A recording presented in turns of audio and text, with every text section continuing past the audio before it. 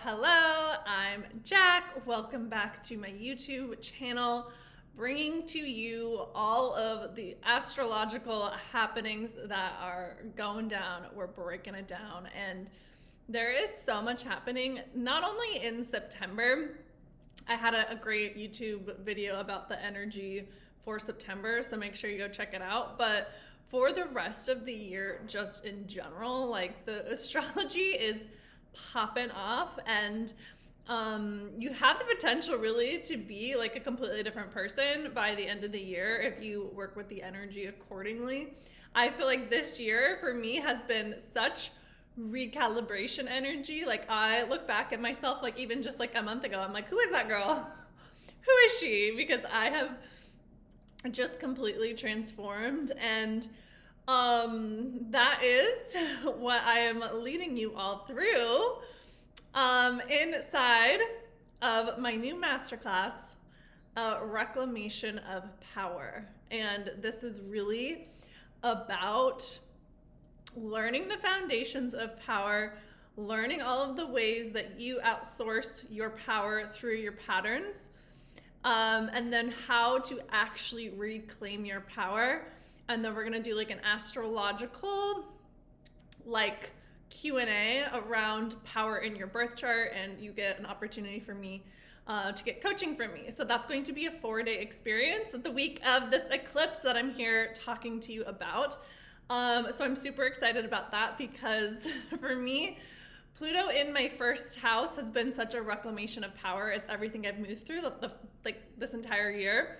And so I'm bringing you all of the goods inside of that 4-day masterclass because that's what Pluto is about.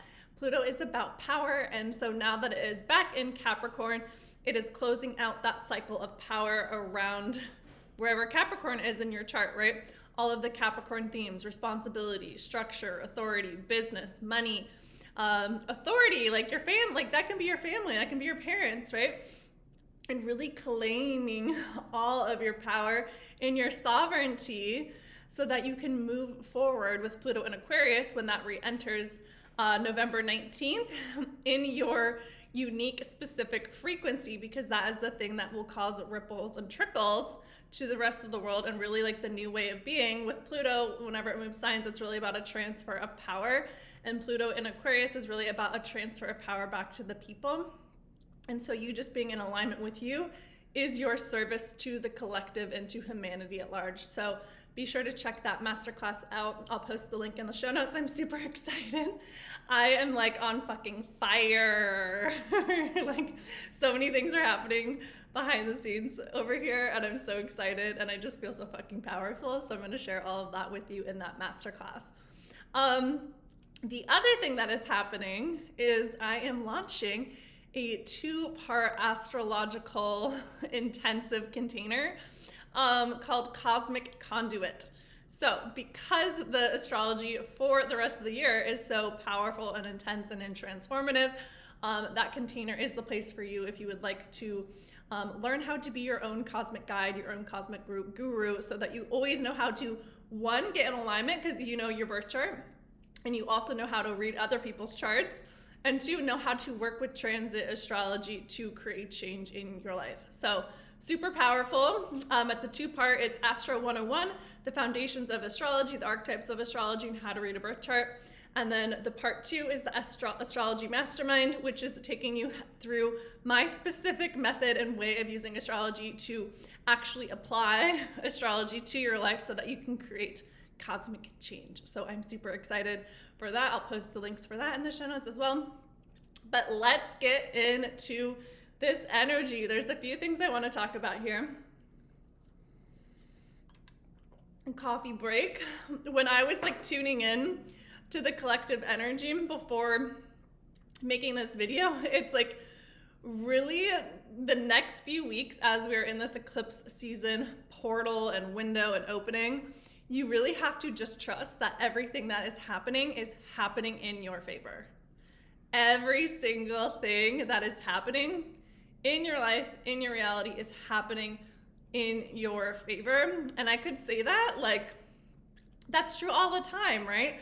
But what's going to happen in the next few weeks is that there's going to be like things you didn't see coming, right? It's like, oh, I had to actually release that thing I didn't want to release, or I have to actually, like, you know, this relationship got released out of nowhere, like that breakup happened out of nowhere, or this job I thought I had ends up I don't have it. Like there's gonna be some like kind of like slippery delusional things that are happening, or two, like the veil could just be removed from your eyes and you can like see for clearly the partner that you're with is toxic for the first time. And so really trust what is being revealed to you in the coming weeks, because it is really, the universe is working overtime in your favor. And one of the things that came through to me that I'm being called to share, when I was in the shower today, I really was reflecting on all of the ways that the universe has had my back over the years. And I was just like, damn, the universe, like you really always are there for me. And I really, really, really appreciate it. And then in the next moment was like, we wouldn't have to have protected you so hard if you were just in your power. And I was like, damn. Right? Like this is really like the cycle I'm closing out with Pluto and Capricorn in my 12th house, because there's been a lot of ways I've outsourced my power in the last 16 years. That's how long this Pluto transit has been in my 12th house. Don't recommend a Pluto transit in your 12th house. But like I say with astrology, is like you can't escape your fate. You can't escape the astrology. The astrology is going to astrology. And not only was Pluto in my 12th house, it also opposed, conjuncted, and squared all 7 of my cardinal placements. So your girl has been through the fucking ringer and the transformation portal, and I am transfigured on the other side, bright, shiny, and new, right? Heart wide open, so powerful, so grounded, so secure. And so it's been a lot to deal with, but I like can see the power and the purpose in every single thing, and the ways that I wasn't always being strong and secure with myself and really outsourced my power to a lot of things. And so that was a big confirmation burp. Yep. And so that's really what we're being asked to do right now, is really, it's a reclamation of power. You only get like 4 Pluto transits in your whole life. So use them accordingly. So right now, like when I say it's like a really powerful time, like you will only get this opportunity to own your power in like this like such a like cathartic is the word coming through, but like a complete metamorphosis way, like 4 times in your life, right? And this transit is unique because it's like Pluto went into Aquarius and back into Capricorn, then it went into Aquarius again, then back into Capricorn again, and now it's like going into Aquarius again for good in November. And so usually that doesn't happen with Pluto, and so usually it just goes in and out, and then it's in there for good. LOL. And so you really want to use, like, think and ruminate on the last 2 years when Pluto first went into Aquarius, March 2023 through now. Like, what has been the alchemy? What has been the Rubik's Cube puzzle that you have been solving between like late degrees of Capricorn, early degrees of Aquarius? Like, where is that bridge in your chart? And so you really want to make sure that you've like learned and moved through the lessons, because like I said, you really only get this opportunity like 4 times in your entire life. So super powerful. Again, I got you with this. Register for a Reclamation of Power. It's in the show notes. Okay, so the first thing I want to talk about is actually not the eclipse. It is Mars in Cancer, because Mars is now in Cancer.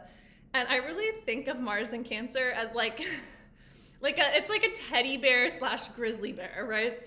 It can be the softest, mushiest, sweetest like placement in a room, but it can also be fierce as fuck, right? Like I always say, don't fuck with Mama Bear. Like Mama Bear will kill you. And that is Mars in Cancer. It's like it will fight for its tribe. It will fight for its home. It will fight to protect its own. And the thing with Mars, like Mars is your masculine energy. It is how you assert yourself. It is how you bring your chart to life. It's how you give your life movement. It's how you get momentum, right? It's your chutzpah. It's your virility. It's your physicality.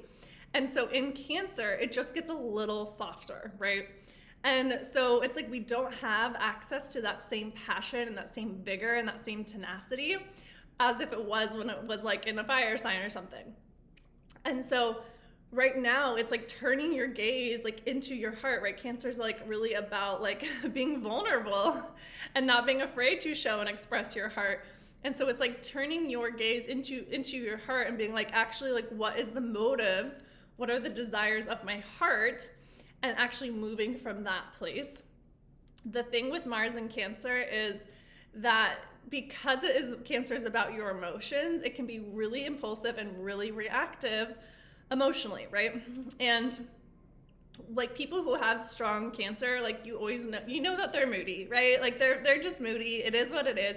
And that's because they're like they're ruled like so many other placements, or they're ruled by the moon, right? And the moon is always changing signs. And so people who have strong Cancer, it's like they're always fluctuating with the moon. And so your actions and how you show up might kind of depend on the moon, right? The moon cycle.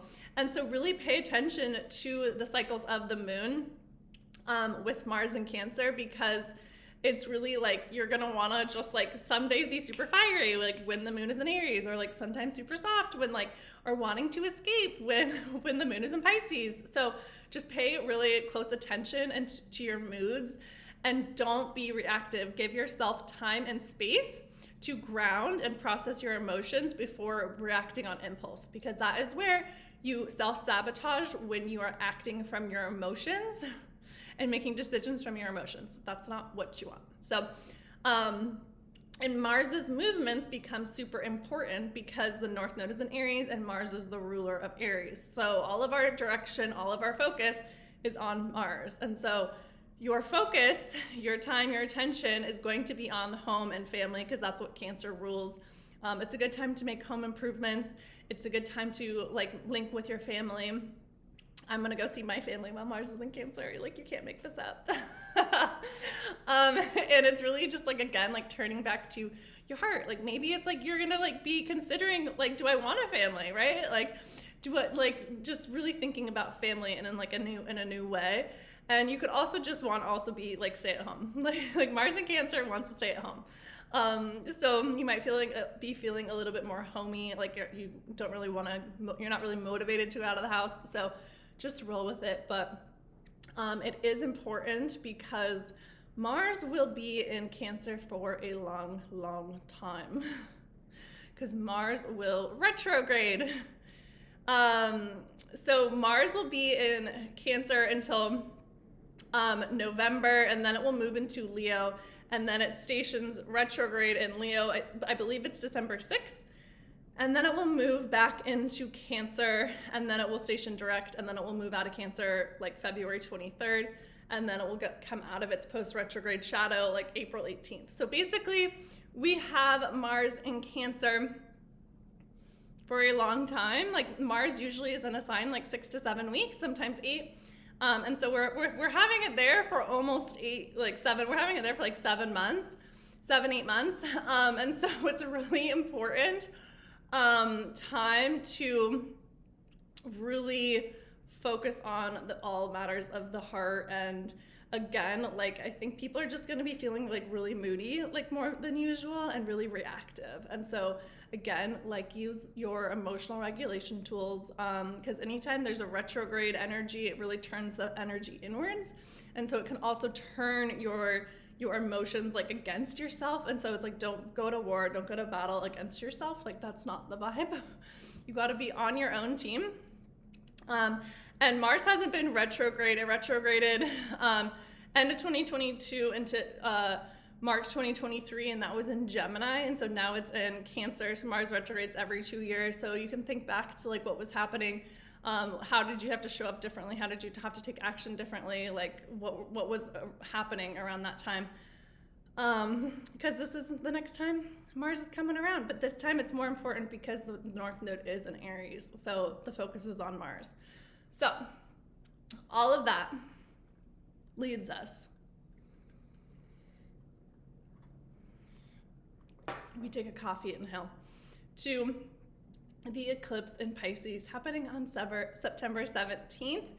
I think we are going to be so exhausted with this eclipse, because this eclipse is happening conjunct Neptune.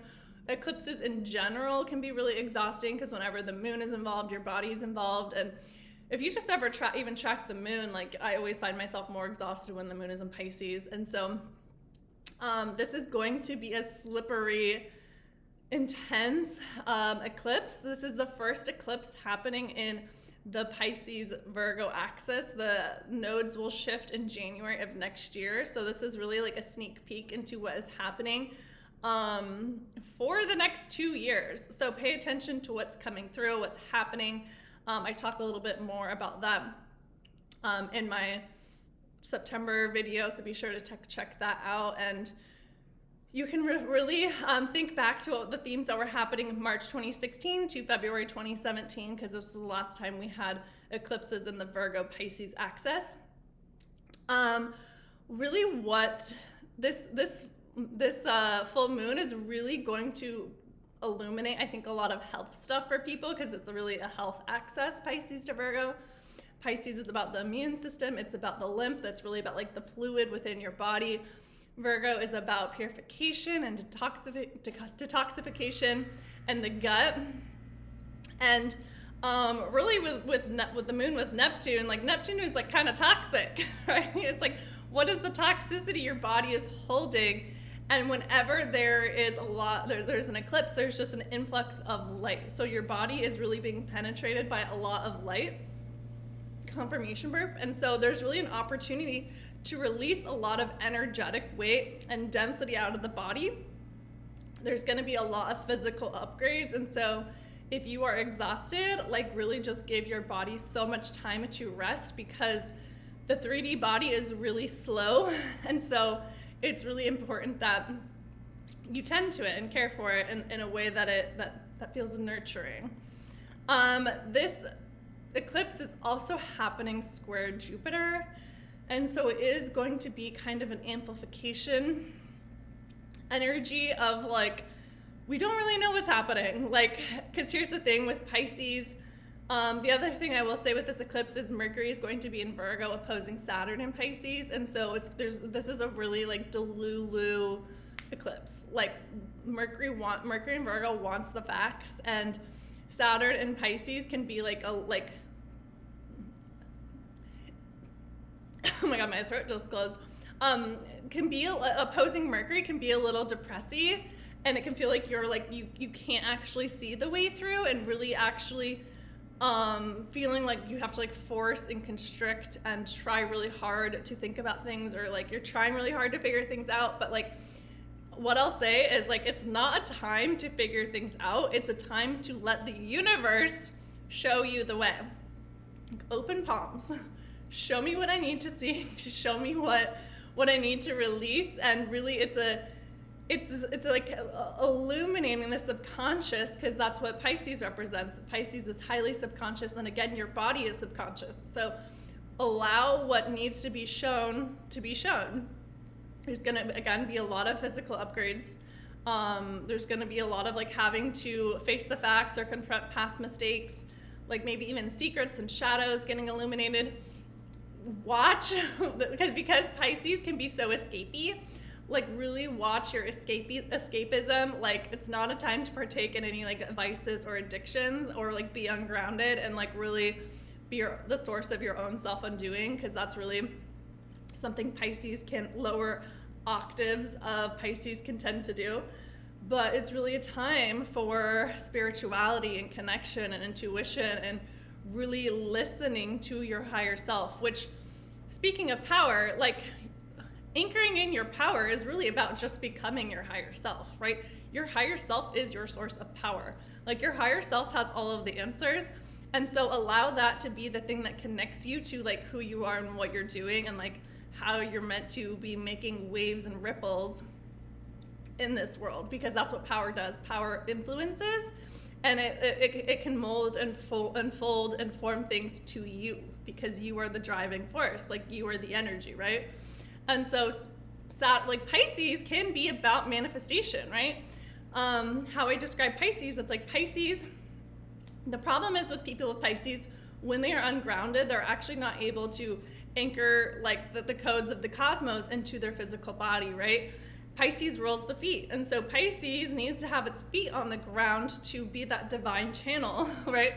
this is what I've had to really learn with like all of my Capricorn and my 12th house. It's like the more I am grounded and in my body, the more like my intuition just gets like all of my intuitive gifts just turn on at higher levels because I'm grounded. So I'm able to receive them, because if you're ungrounded and you're like connecting and like to the cosmos, it can actually be really dangerous.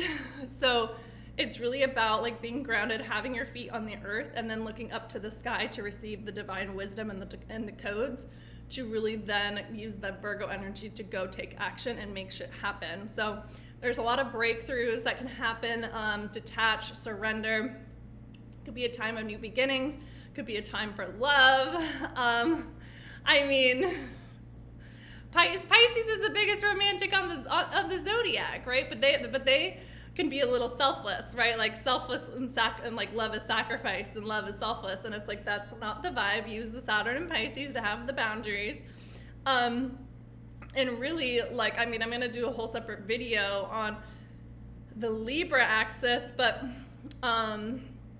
because then we then have a new moon eclipse in Libra to start October. And one of the things that I was really called to say is like Pisces has to do with water, and so it's a really important time to kind of like watch things with water, because if you go back to March when we had the eclipse in Libra, we had an eclipse in Libra on March 25th. And we saw things like manifest from that because there was a lot of Pisces in the chart with that. Like Mars, Saturn, Venus, and Neptune were all in Pisces during that eclipse. And so think about like what you had to release or what came through around then, because it's like kind of similar energy with this Libra, like this Pisces eclipse precursoring the Libra eclipse. And like March 26th is like here in America, like we had like the bridge collapse in Baltimore. So if you think of like themes of like the water and like unexpected kind of things happening like that. So what I'll just say with this energy is like make sure that you're like watching like things with water. That can even like look with your body, right? Like your body is like affected by the tides of the moon. The eclipses have to do with the moon. So like just really watch things having to do with the water. Like flooding could happen, you know, like tsunami is what's coming to mind, but pay attention to anything like subconscious too, like dreams that are coming through, like really like write down your dreams that are happening, because Pisces, like the veil is just going to be so thin, and there's going to be so much light penetrating the body. And I keep using that penetrating word, but whatever. That it's like really just a time to really receive the higher wisdom of your higher self, of the cosmos, of ethereal beings. And so allow what is to go just flow down the river, right? Like everything, I'm hearing the Pocahontas song, like just around the river bend. It's like that's what happens when you release. It's like the miracles around the river bend. And so just allow yourself to like imagine all of your problems, all of your worries, all of your fears, everything that you're hanging on to just flow and flood down the river. Like let it go, let it go, let it go. Now I'm just like channeling Disney. I don't know. I don't even think Frozen is Disney, but you know, just release, surrender, all is well. And again, to bring it full circle, it's like trust whatever is happening is happening for you. Everything is working out for you. And saying that, it's like, what risks, what action, what would you go for if you knew everything was working out in your favor, and that you like, you know, it sounds cheesy, but like if you knew you could not fail, what would you go and do? So wild energy. I love eclipse season. I'm always like, get your popcorn ready. Because here's the thing too, I'm always just like, universe, if I'm not seeing something, if I'm out of alignment, like show me where I'm out of alignment. And like, that's just like the energy of an eclipse. It's like, yeah, we got you. We're gonna show you where you're messing up, right? And so connect to your higher self, really figure it out. Like figure out like where you're in your own way, figure out where you're self-sabotaging, figure out like where you're not like seeing things clearly, figure out what you need to release, where you need to detach, where you need to surrender, because man, come the end of the year, you will never be the same. We will never be the same, because we're going to end the year with Pluto back in Aquarius, and there's no going back. from a Pluto transit. You can never go back. It's like trying to fit. It's like you're a venti now, and you can't go back to the small cup.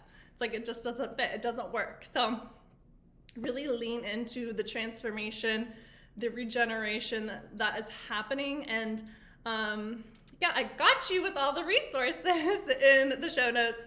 So if you are interested in astrology and you know the power it holds to transform your life, and for me, like, astrology is a personal development tool, and so that's why all of the work that I do is related to personal development, because it's like we live here on Earth. We love astrology, but we also need to make moves here on Earth, because that's what we're here to do. Fuck shit up in a way that is eccentric and true for you, because you just living your purpose, and your purpose is who you are, right? And so by you just living in congruence with that and operating from that knowing and that energy on a very visceral, physical level. Oh, spirit like that one. Confirmation verb. Then that is all that is required for you to make waves in your life. So, sending you lots of love. Bye.